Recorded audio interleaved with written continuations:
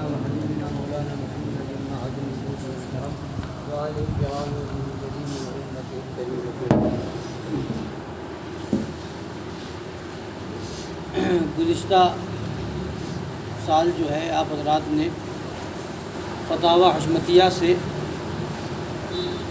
رد صلح کلیت کے باب سے کچھ باتیں سماعت فرمائی تھی. اب جو اس کے آگے ہے وہ بھی بیان کر دیا جائے تاکہ صلح کلیت کے مکر سے، صلح کلیت کے فریب سے اور ان کے دھوکوں سے بچ سکے، اور اللہ تعالی ہم سب کو سچا پکا سنی بنائے. تو پچھلے مرتبہ آپ نے سنا تھا کہ صلح کلیوں میں کئی طرح کے لوگ ہیں اور سب کی بولی الگ الگ ہے.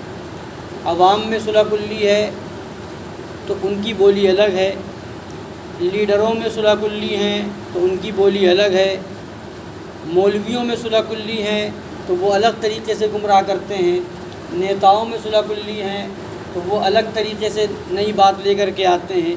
تو ہر ایک کا جواب اس میں موجود ہے. اب یہاں فرماتے ہیں صلح کلی فرقے کے وہ لوگ جو مسلمانوں کے مولوی بن گئے ہیں، جو حقیقتاً جاہل ہیں یا پڑھ لکھ کر بحکم اضلہ اللہ علی علم جاہل بن گئے ہیں.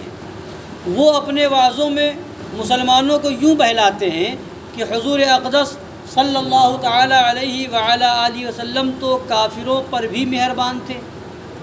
ایسی باتیں صلح کلی کرتے ہیں مولوی لوگ. حضور علیہ وعلی آلہ صلاۃ والسلام نے تو کبھی کافر کو بھی کافر نہیں کہا، اور بھائی بات بھی یہی ہے کہ کافر کو بھی کافر نہیں کہنا چاہیے، شاید وہ کسی وقت مسلمان ہو جائے. حضور علیہ وعلی آلہ صلاۃ والسلام نے تو اپنے کسی دشمن کو بھی برا نہیں کہا، پھر ہم کیوں کسی کو برا کہیں. اس طرح کی بات صلح کلی کرتے ہیں اور لوگوں کو گمراہ کرتے ہیں. قرآن نے تو فرما دیا ہے کہ کافروں سے کہہ دو لکم دینکم ولی دین، یعنی تمہارے لیے تمہارا دین اور میرے لیے میرا دین. اور یہ کہ لا اکراہ فی الدین، یعنی دین کے معاملے میں کوئی زبردستی نہیں. پھر ہم کسی کا رد کر کے کسی کو کافر بد مذہب کہہ کر دین کے بارے میں خواہ مخواہ اس سے کیوں جھگڑا کریں. کسی کے ساتھ خواہ وہ کیسا ہی ہو، غلظت و شدت کرنا خلق عظیم کے خلاف اور بدخلقی ہے، معاذ اللہ. اس طرح کی بات یہ جو صلح کلیوں میں مولوی ہیں وہ اس طرح کی بات کرتے ہیں. اور فرماتے ہیں کہ ان صلح کلی واعظوں میں جو سب سے ہلکے ہیں وہ یوں کہتے ہیں کہ قرآن نے تو فرمایا ہے ادعو الی سبیل ربک بالحکمت والموعظۃ الحسنۃ وجادلہم باللتی ہی احسن، یعنی اپنے رب کے راستے کی طرف حکمت اور اچھی نصیحت کے ساتھ بلا اور ان سے اس طریقے پر مجادلہ کر جو بہترین ہو. یہ آیت پڑھ کر کے گمراہ کرتے ہیں کہ قرآن پاک میں تو آیا ہے کہ حکمت سے بلاؤ، اپنی طرف لے کر کے آؤ، اچھی نصیحت کے ساتھ لے کر کے آؤ. اور فرماتے ہیں کہ کیا کہتے ہیں یہ صلح کلی؟ کسی فرقے کے عقائد کفریہ کا کھلم کھلا رد و ابطال کرنے سے لوگ مشتعل ہو جاتے ہیں، بھڑک جاتے ہیں. ان کو نرمی اور آشتی کے ساتھ سمجھا بجھا کر سچائی کی طرف پالیسی کے ساتھ لانا چاہیے. تو اب فرما رہے ہیں اب ان شیاطین خرس سے کوئی اتنا کہنے والا نہیں. اب یہاں سرکار مظہر اعلیٰ حضرت ان کا جواب دے رہے ہیں کہ ان گونگے شیطانوں سے کوئی اتنا کہنے والا نہیں کہ گالیاں بکنا، اشتعال انگیزی کرنا کسی مہذب اور شریف انسان کا کام نہیں. پھر ایک سنی عالم دین نیابت رسول صلی اللہ تعالی علیہ وعلی آلہ وسلم کی مسند پر بیٹھ کر کیوں گالیاں بکے گا؟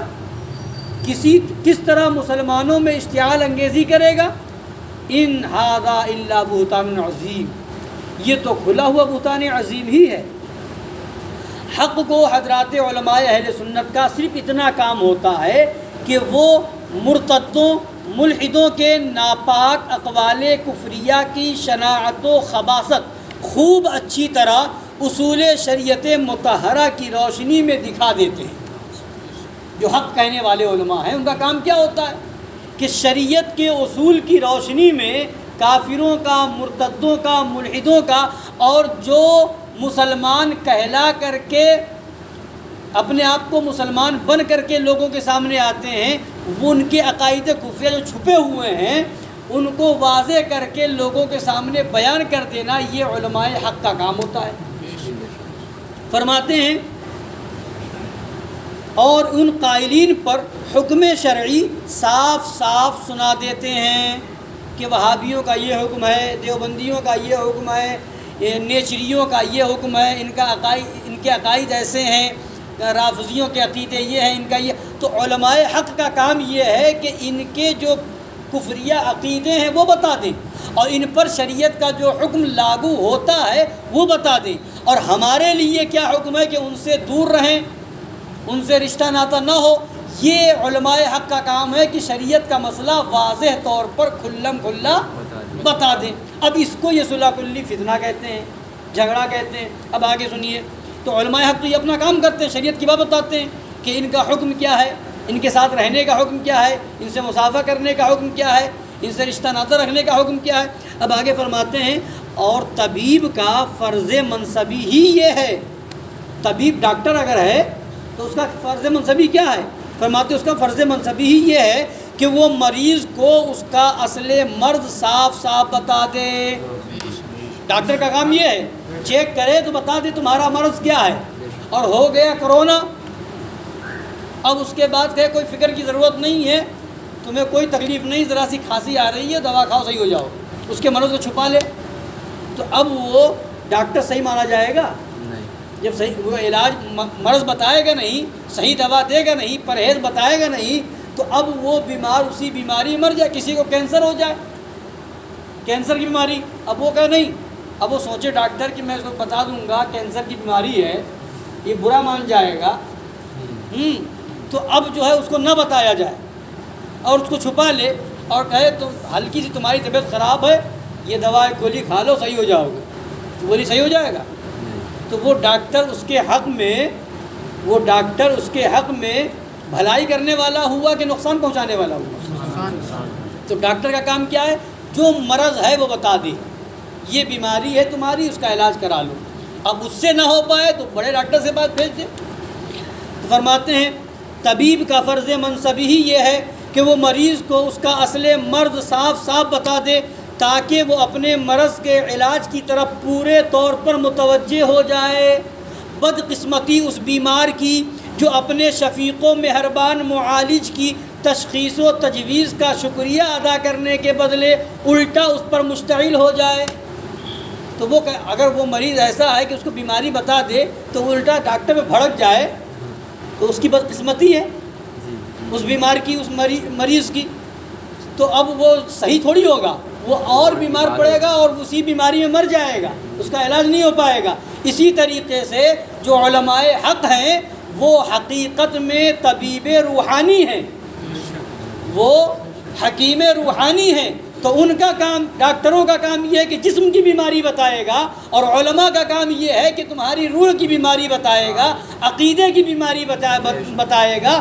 اب اگر تم اس پر مشتعل ہو جاؤ، اگر ان کو برا کہو تو یہ تمہاری بدقسمتی ہے۔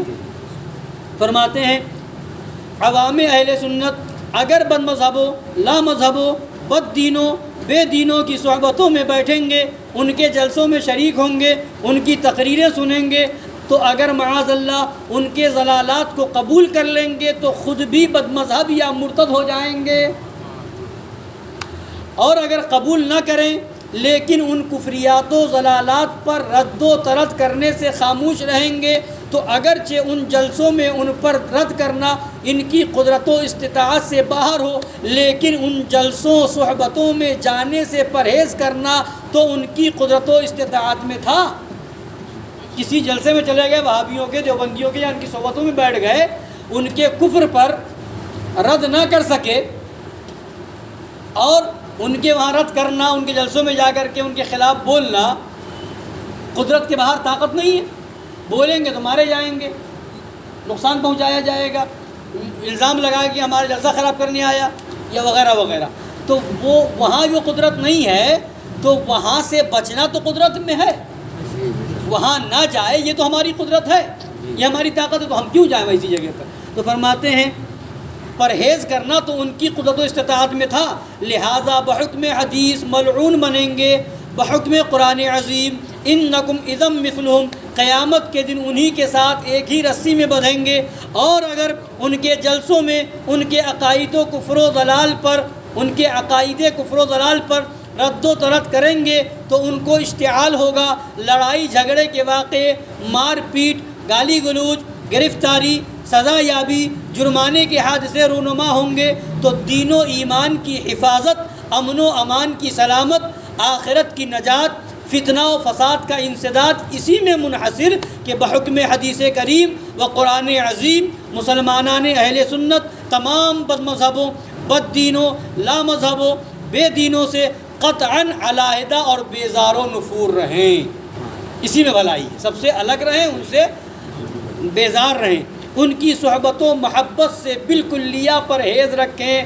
واللہ هو الموفق، اللہ تعالیٰ توفیق دینے والا ہے۔ پھر انشاءاللہ تعالیٰ اس کے آگے اور جواب کل انشاءاللہ